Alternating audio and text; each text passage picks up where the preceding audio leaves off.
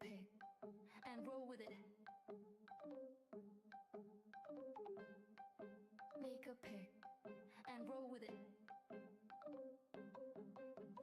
Betting weekly. Fast break. From coast to coast and way downtown.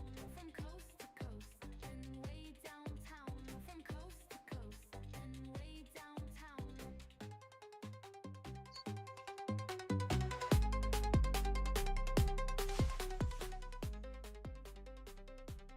Welcome into a live edition of Betting Weekly Fast Break this Tuesday.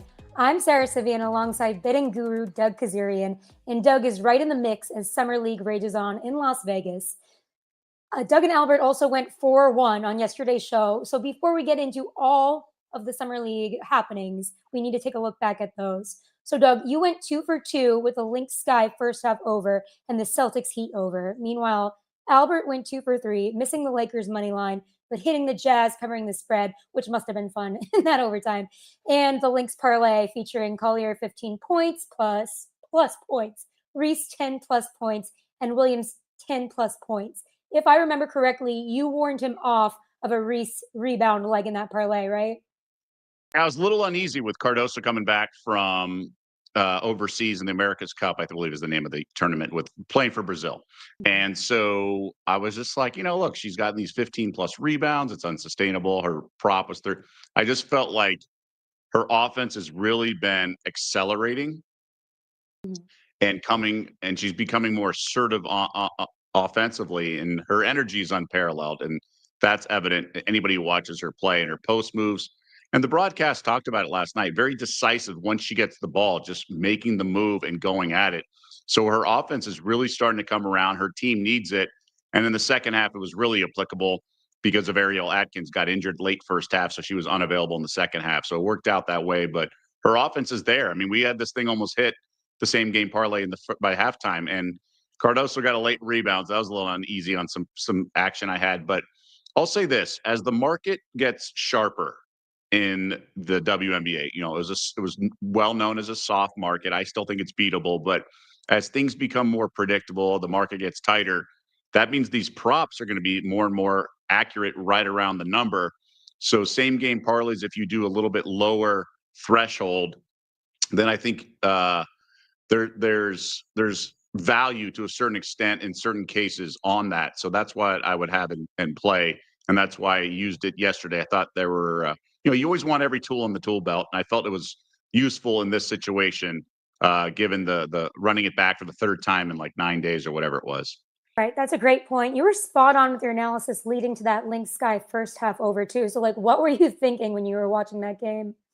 Well, I mean, look, the Sky had covered 8 straight games, right? They did not cover last night late, and maybe that's because of the Atkins injury, but this team's playing a lot better of late, and they're playing more with quicker pace, and they're playing more small ball. And I think some of this is Reese's offensive game is evolving, and they're also starting Rachel Banham at point, and she has trouble getting her shot off because she's not as quick as some of her defenders, but her shot is certainly awesome, and she's getting an open look. Maybe she's like Jason Kidd version of the Mavericks when he was playing late in his career.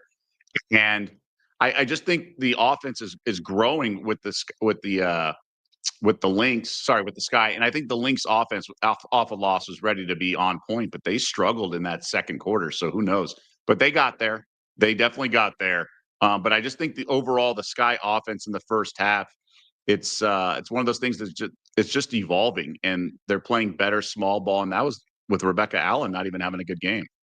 Yeah, and I love kind of playing around with the first half, second half type of bets when it's a team that it has been going on a run and you're sure at some point they might cool off a little, especially when they're facing an opponent they've been recently facing a lot. That's one of the best opponents in the league. So I kind of like the reasoning there where you're like, all right, let me still believe in them, but like in a different type of way.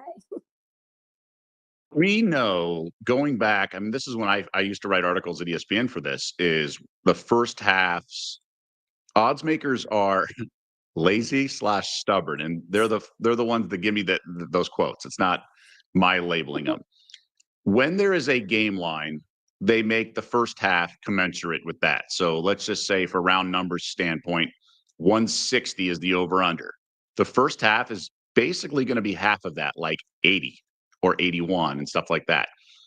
And they just do it. It's robotic, right? So first half spreads are always going to be commensurate with the game line. So if it's 8, they're going to do a little bit more than half of that for the first half line. So it'll be like 5. And that's just what they do. Even if all the data tells you this team's a first half team or this team's a bad second half team, whatever it is, they just don't break from the norm. They just stay status quo because what they do is they let certain sharp bettors, flagged accounts, high profile accounts shape the market. They don't do the opening line because they want to be the opening line to be consistent with the market. So in sports like this that have lower limits and can fly under the radar a little bit, you have opportunities. And this Sky team is a much better team scoring the ball in the first half. And a lot of these games die in the second half. The Sun Valkyries game last night died in the fourth quarter.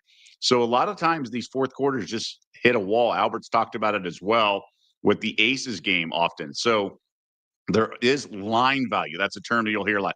There is some line value on these first half spreads. Now, the limits are lower in the first half, but for many of our listeners and many bettors out there, it's not going to come into play.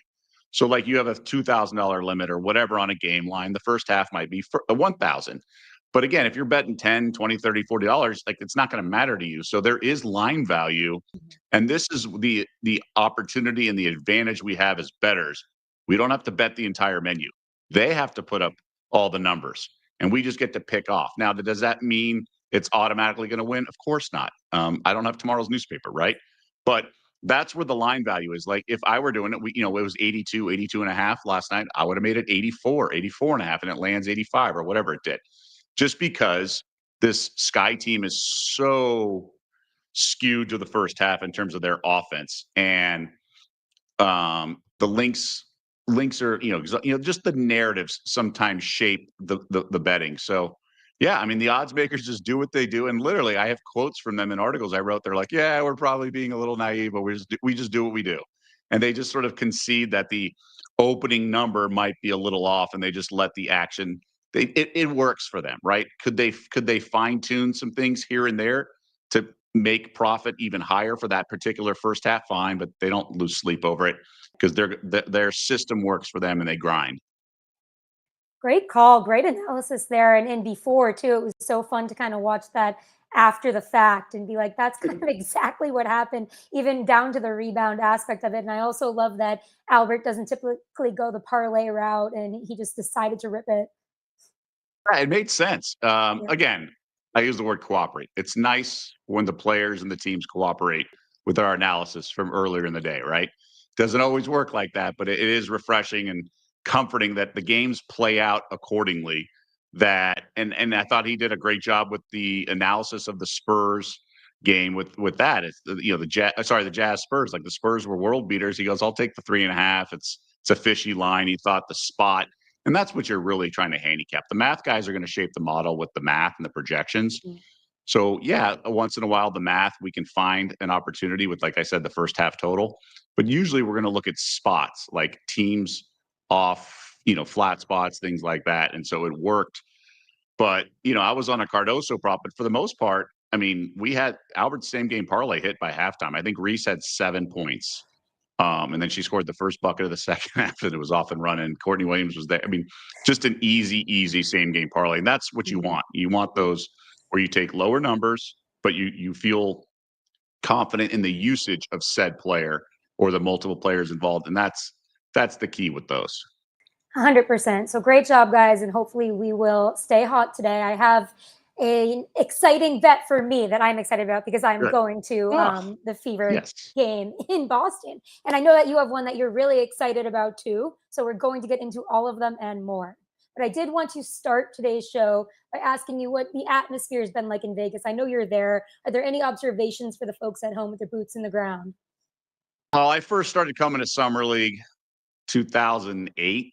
And when I was first working here, and it was a little kept secret, right? It was this oasis in the desert and 110-degree heat. And my brother would drive from LA, and older brother. So he would work remotely at that time or come for the weekends. And we would just love to see some junk basketball, meaning like under the radar basketball. And some of these guys, like I was at the Jeremy Lin game where he went off against John Wall, the #1 pick in that year's draft, and the atmosphere, but now the secret's well out, right? Like now it's everyone comes, you got NBA players, so it's a different atmosphere. It's not bad or worse, it's just different. So some of the games moved to a big arena and then LeBron's there and things like that. That didn't used to be the case 15 years ago.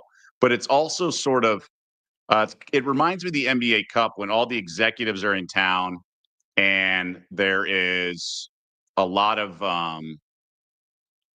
sort of deal making. That's the difference between the NBA Cup in December and now because free agency is still underway. There's a little, but it's more relaxed. It's a relaxed environment because people are wearing shorts and loafers or whatever because it's so hot, and then also just the fact that it's the off season. Even though free agency's in peak form, there is you see assistant coaches are more relaxed, head coaches, right? Like you have other assistants who are now head coaching games and it's just a little bit more casual. They're talking in the bleachers, they're talking in the tunnels.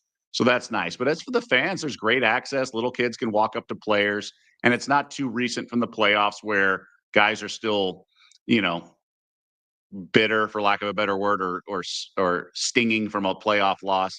The dust has settled a bit, so players are in a better mood, and it's really a nice kind of communal, almost like a family reunion, if you will, in the summer, where everyone's in good spirits and people are in Vegas. They're hitting the tables at night or whatnot, having some fun. And it's just a really good atmosphere, and it's great for the fans too. But I will say the tickets have gotten pricier, especially Cooper flag or whatever involved and things like that. But that's part of the charm. Maybe eventually it moves to T-Mobile once the contract expires with Thomas and Mack. But it is nice to have two arenas here as well, so or connected into the same roof. Imagine they do it in the Sphere. I was at the NBA or the NHL draft in the Sphere Oh, you 2 were? years ago. Nice. Yeah, I was getting motion sickness, but it was awesome. Yeah, that's a unique. I've been to a concert there. I was not there for the draft. It is worth checking out for anyone who's coming to Vegas and toying with the idea, down between options. So I highly recommend it if you can. I mean, I know the Backstreet Boys are there right now. That's all over my TikTok feed. I'm trying to get in on Yeah, that. I haven't made it over to there for that one yet, but probably won't make it for that. But I did. I saw you too, so it was great. Oh, okay, that's worth it then.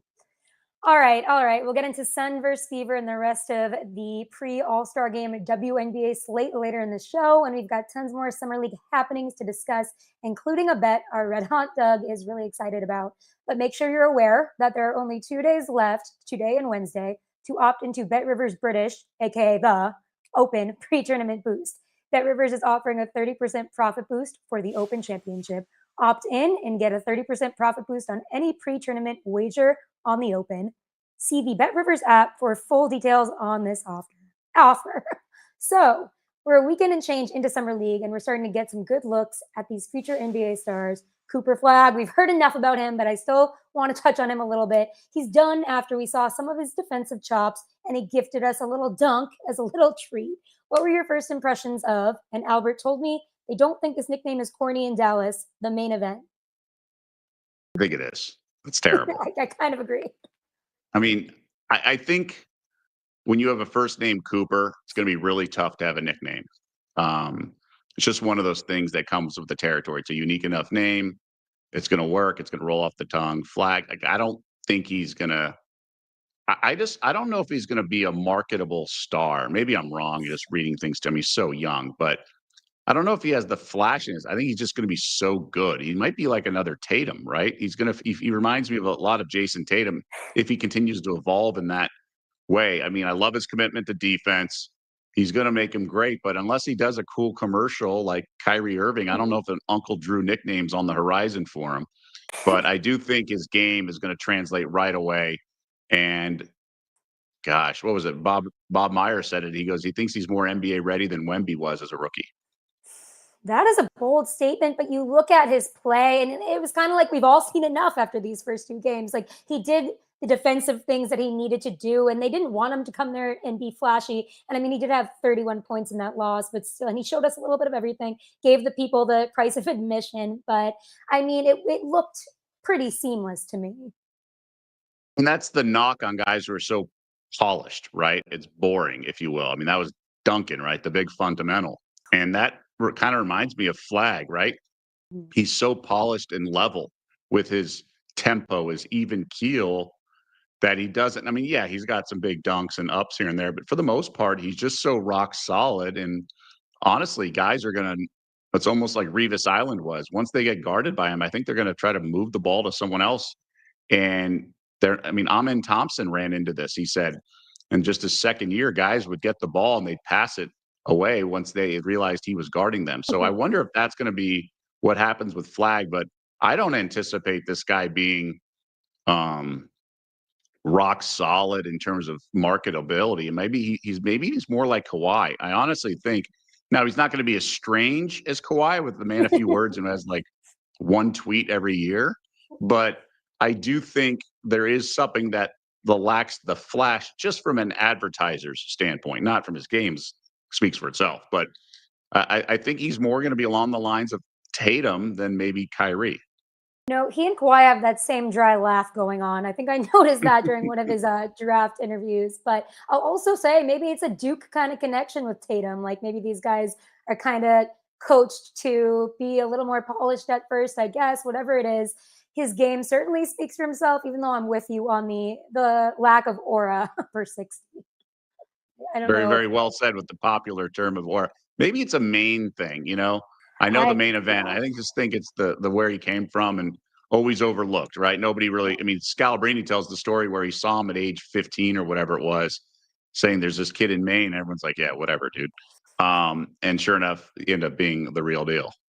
We'll have to see about all that, but it is kind of fun, I guess, in this era of, I guess, social media to have a player that's a little bit more of an enigma, not an enigma, but maybe just more on the quiet side. Like maybe that's his personality in itself, but we will have to see about the brand deals. Who else is standing out to you now, for better or for worse? I like all the guys on the cusp, and how can you not talk about the Bronnie James performance last night? I would just tell everyone to just pump the brakes. I don't want to say you're an idiot, but I might just want to tell everyone they're reminding me of an idiot by just raving about Bronnie. And like, you realize he has had one good game. Are we just going to ignore the 1 for 6 3-point shooting the first night or the 0 for 5? Like, great, he played well. I would hope he played well. He's a $5 million contract and he was drafted. Some of these guys he's playing against were not drafted. So just because Dalton Connect had a bad game doesn't mean Bronny's good. I mean, that's the thing. Everyone's saying, oh, Bronny's arrived. Maybe Bronny's better than Connect and all this stuff. Yeah, maybe that doesn't mean he's good or should have been drafted or should have had his contract. His contract that he got was pure nepotism. That doesn't mean he can't be good either. Two things can be right. I'm pulling for the kid. He's done nothing wrong. He plays the game the right way, has great athleticism, always deferential, not a ball hog, plays good D. Like, there's everything you want, but that doesn't mean he should have gotten his contract or he should have been drafted to the Lakers in the second round. He's earned everything he's gotten. He never got playing time at USC because of his dad or in high school. I get it. He certainly belongs on the court. This isn't some of these pull a fan out of the crowd's gimmicks or something like that. Like, he belongs out there. Now, that doesn't mean he's going to be an all-star and everyone's going crazy because he hit a step back three. Congratulations. You can't have it both ways. You can't say he belongs and all this stuff, and then when he goes 1 for 6, that he can't be criticized. He's a good player. Is he an NBA everyday player? We're going to see in due time. But make no mistake, his path to this point was because of nepotism. That doesn't mean, I always say this in the job market, like, your connection should get you an interview. It doesn't mean get you the job.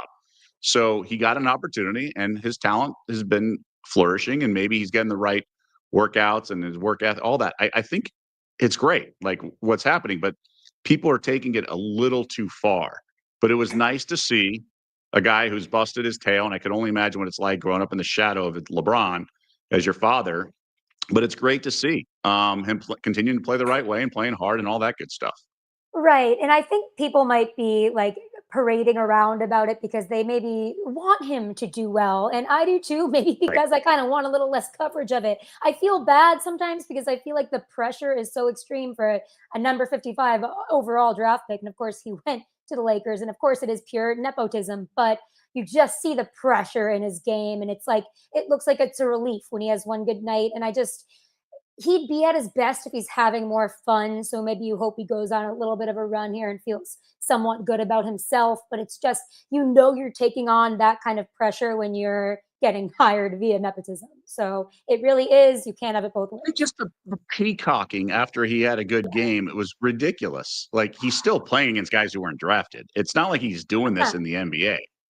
And it's one game too, and he also had 2 mediocre subpar games. So the disconnect with fans, and good, whatever, it's fine. Like, I don't want to bash the guy. I'm just bashing the stupidity of the fans that are celebrating, I guess is what I'm saying. And those are the same ones that were the first to hate on him for everything too. So it's just kind of a lot of coverage on the situation when it might not be the best, like objectively, even of that night, kind of the best performance. I'm becoming a fan of Rob Dillingham this year. I feel like he's playing with more confidence that he's needed to get more minutes. I think it's an all-around thing, right? Like, his defense is looking a little sharper to me. I don't know. Am I being too dramatic about 2 summer league games? No, I think the T-Wolves moved off of Alexander Walker because they had him waiting, right? So Terrence Shannon's been awesome because he got some run in the playoffs. So him and Dillingham have been the key for some of these moves in the offseason for the T-Wolves. Now, they wanted to bring back Naz Reid, understandably, but I feel like Dillingham and Shannon are ready. Now, Dillingham, his shot is awesome. But that Kentucky team is weird because Shepherd hasn't really, lived up to being a number 3 overall pick, but he's going to certainly get opportunity now that they traded so many guys for Durant. But overall, Shannon is, I think, the guy for Minnesota. He's going to be the guy that makes the leap. But Dillingham can certainly shoot the heck out of the ball, and he's just got to get used to the NBA physicality and things like that. But his speed, there's no reason why his ceiling could be like a poor man's Tyrese Maxey. Like, there's definitely similarities in their games. 100%. Now, to zoom out to kind of team by team, is there anyone you're watching where you're like, man, there's a ton of young talent here that there could be a completely different like complexion of the team in a few years?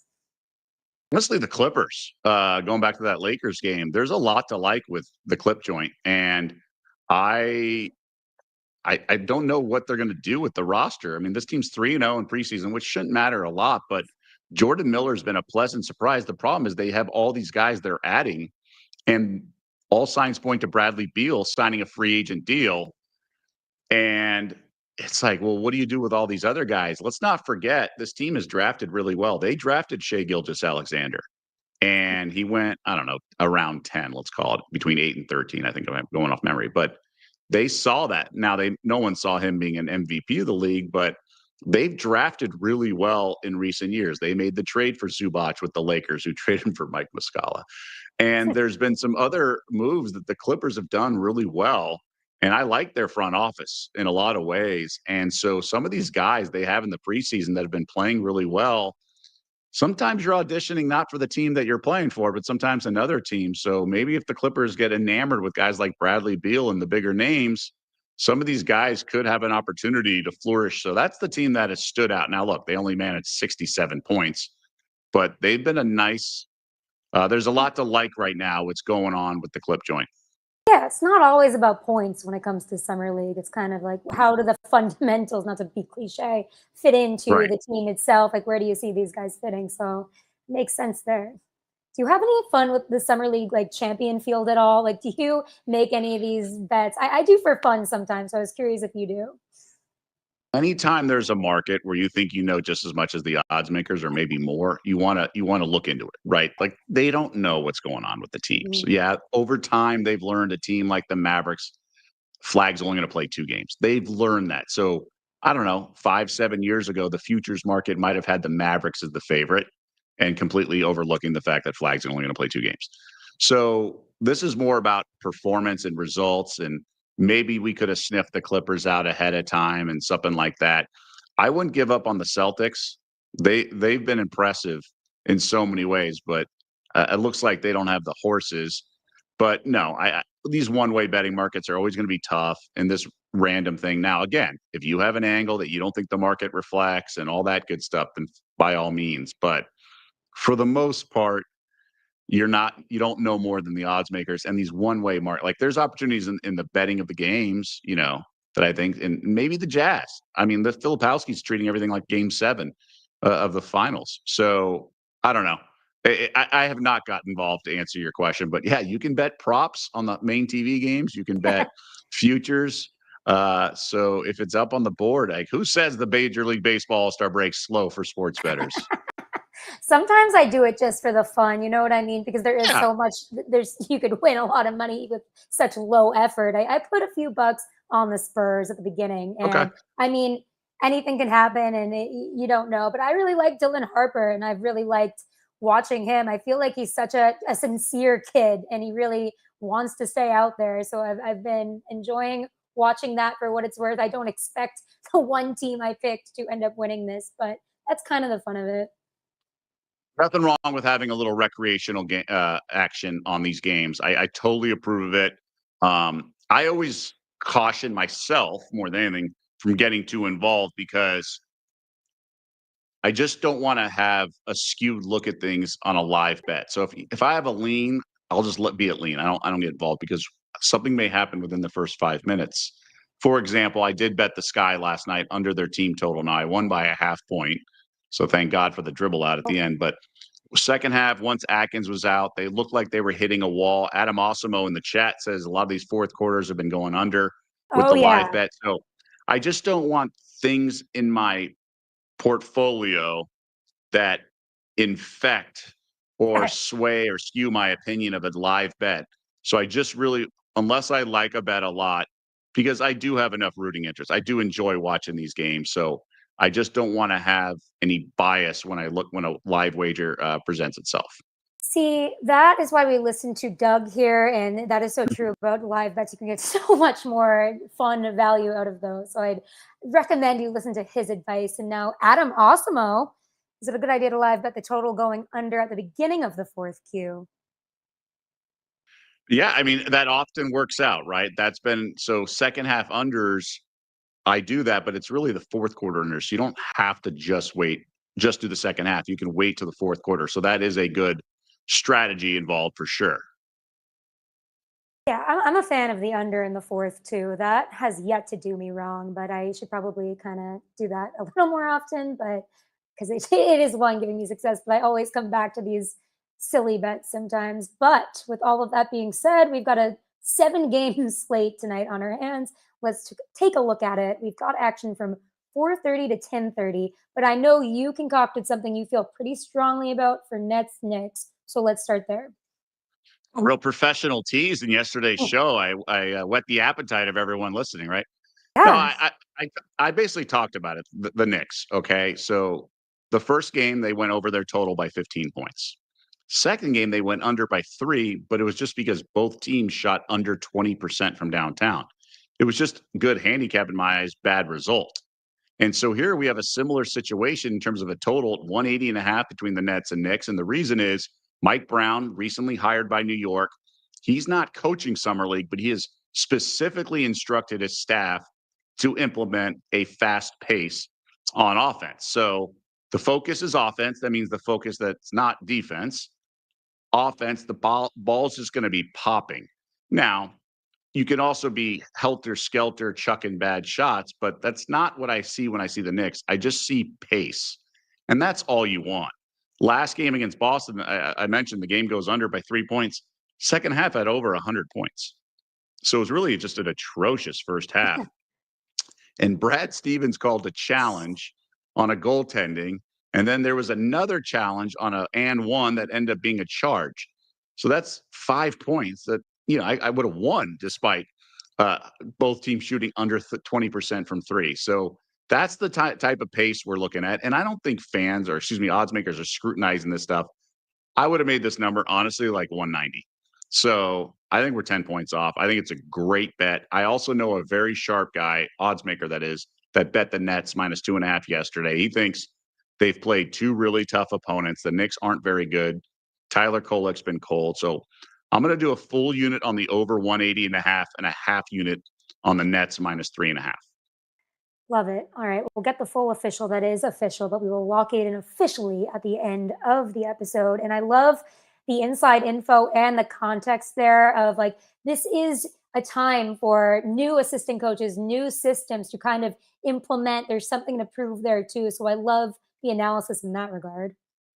Right. And that's the key is this is like preseason NFL, NBA, whatever, just reading the beat writers' articles, extracting information. You'll learn minutes counts of people coming off injuries.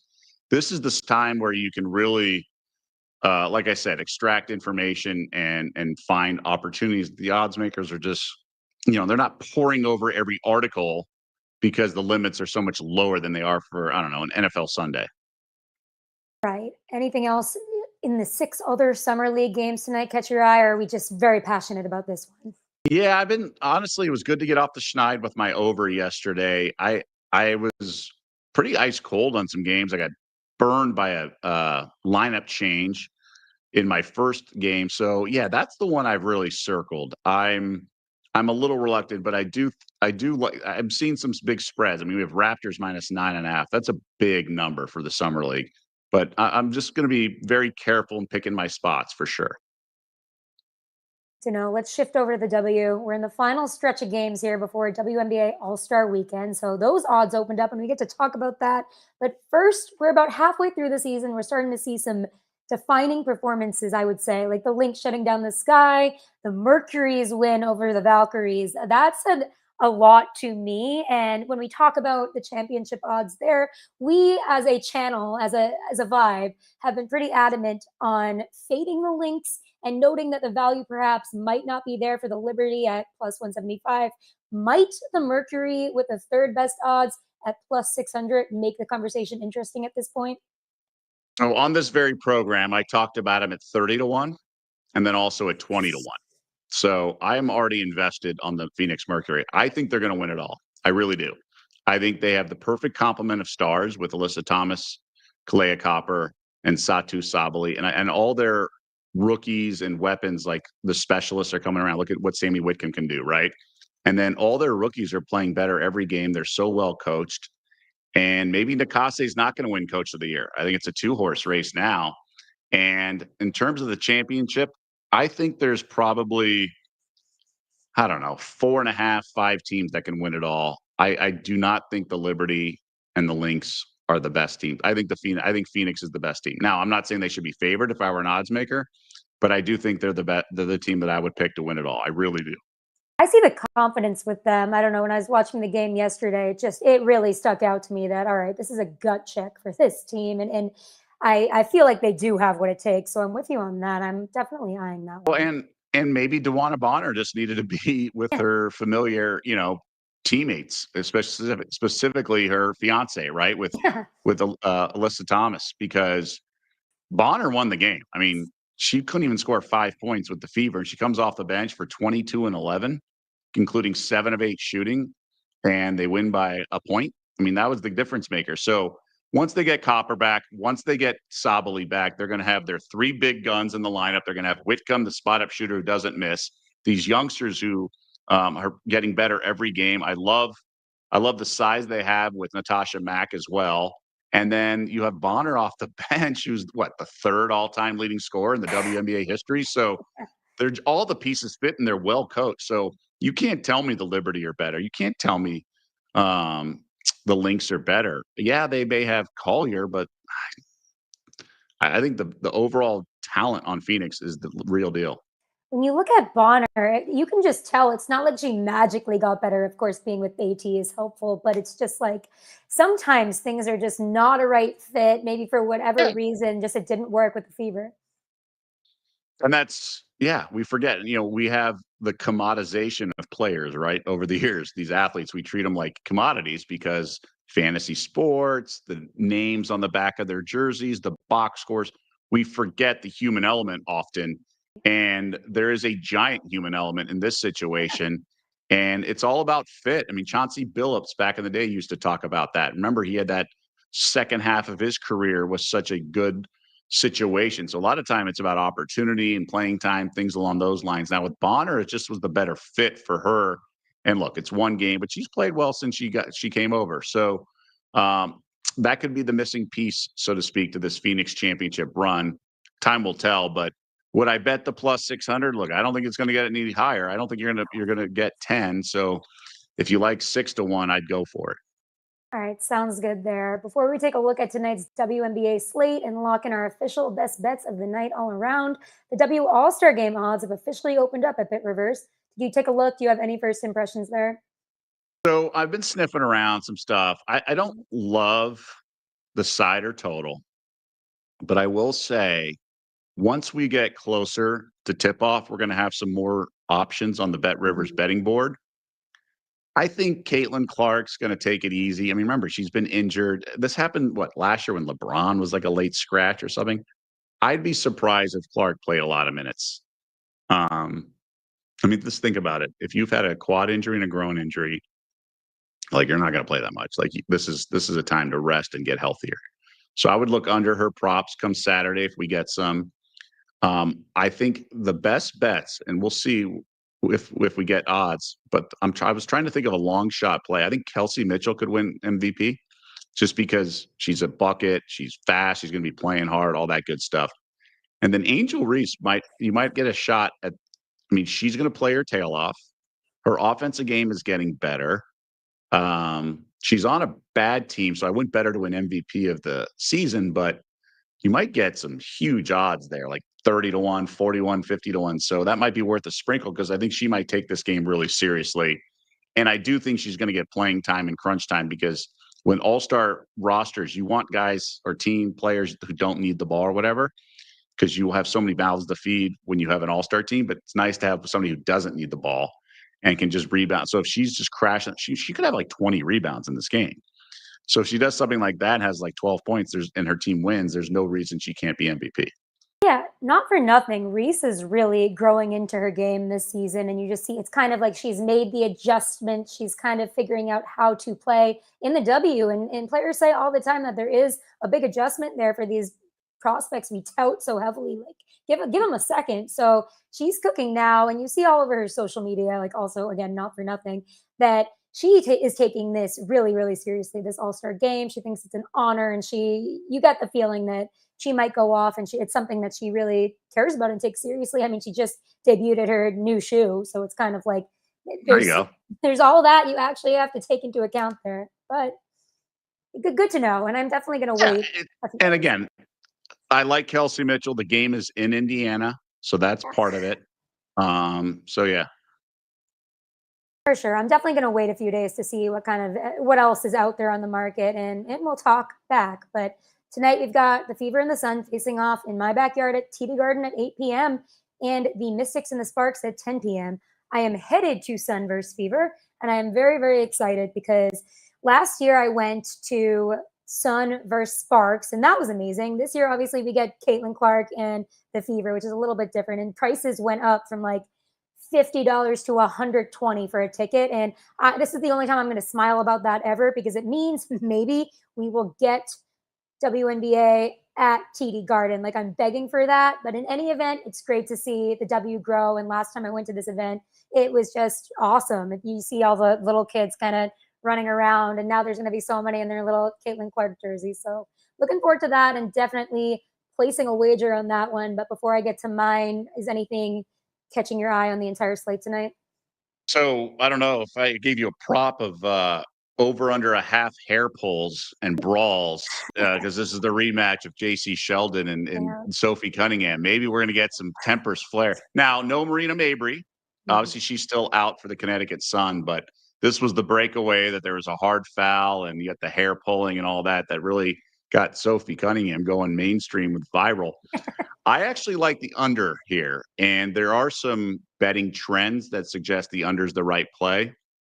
Anytime you have a team under 500 that's this big of a favorite, under has cash. Now, it's not a huge sample size because it's so rare a team that's favored by this much would be a bit this big of a favorite who's only under 500 or so. So I just think the Sun offense, it's been coming around a little bit, but Fever, this might have a defensive intensity. So I would look to the under 166.5, but I'm not playing it. But that would be the only play I would consider here.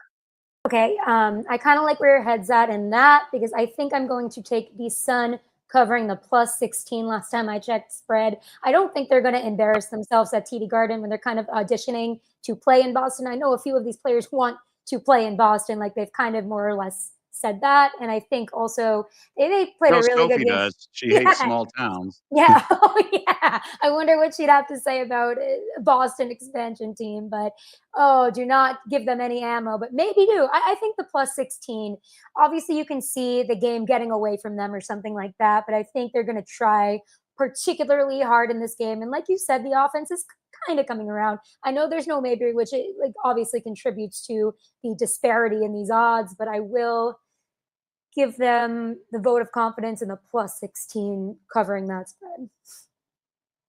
I think it's a smart move. Look, Fever looked awesome on Sunday playing the Wings. It was a big game. They're throwing full court passes for layups. It was just a beatdown of a Wings team that I think had 2, maybe 3 players starting that were picked up on waivers during the season. It's just a really limited supporting cast around Paige Beckers and frankly, Rika Gumbawala. Her first game back from injury, she goes 0 for 10. So Fever looked like world beaters.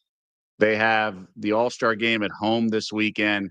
This could be a good spot to take Connecticut. They could be in a much more of a dogfight than they planned for. I think that's the only way to play the side here.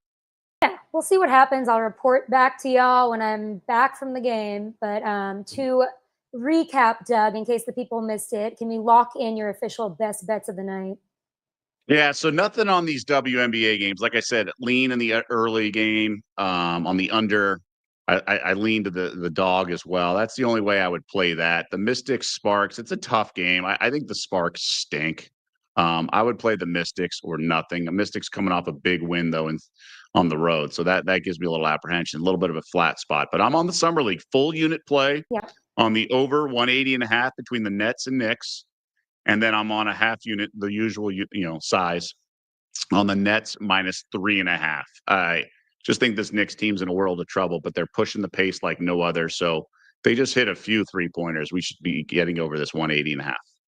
All right, love it. I'm riding the Nets with you, and I'm also the Knicks rather with you, and I'm also doing the Sun covering this spread. So we'll see what happens. Thank you so much for joining us today at Betting Weekly Fast Break. Please like and subscribe if you're enjoying hanging out and riding these hot streaks with us.